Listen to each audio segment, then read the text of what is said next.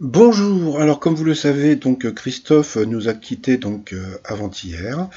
Alors petit 1, on ne sait pas vraiment de quoi il est mort, hein, sa famille insiste sur le fait qu'il est mort à cause d'un emphysème, un problème respiratoire, et le Parisien a dit que qu'il avait été testé positif au Covid. Ça c'est le premier point. Deuxième point, donc on sait qu'il a eu un enfant illégitime avec Michel Thor, donc qui s'appelle Romain. Voici la photo. Donc il a jamais voulu le reconnaître. Et quand vous regardez la photo de son fils, il ressemble à Thierry Beccaro. Voilà. Sinon, si vous me suivez, je vous l'ai dit depuis hier, il jouait beaucoup à la pétanque, hein, puisque je l'avais vu jouer, etc. Bon, passons. Mais surtout, il jouait à la pétanque, mais c'était des parties intéressées. Comme c'était un flambeur, quand il jouait à la pétanque, il jouait pas pour le plaisir, il jouait pour le blé. Sinon, par rapport à sa chanson Aline, donc il avait été en procès avec Jackie Moulière, qui avait, euh, qui avait fait une chanson qui s'appelle La Romance 1963. Vous pouvez aller l'écouter sur YouTube. Franchement, quand il chante au tout début, il y a un tout petit air, mais sinon, à la fin, Christophe avait gagné son procès.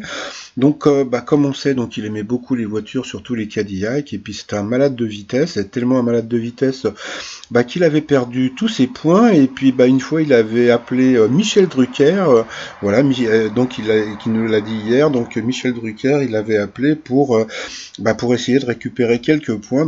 Michel Drucker avait réussi à lui trouver des points. Donc il y a un truc qui est rigolo, c'est que si vous avez besoin de n'importe quoi, appelez Michel Drucker.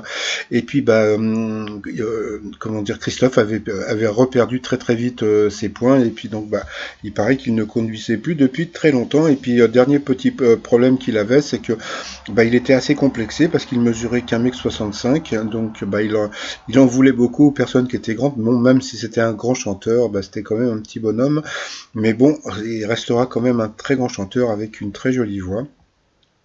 Voilà, et puis à la fin, je vous mets j'ai trouvé sur internet un hommage de Philippe Torreton et puis de Richard Kolinka. Richard Kolinka, c'est le batteur de Téléphone, qu'on fait une reprise des mots bleus qui est assez jolie.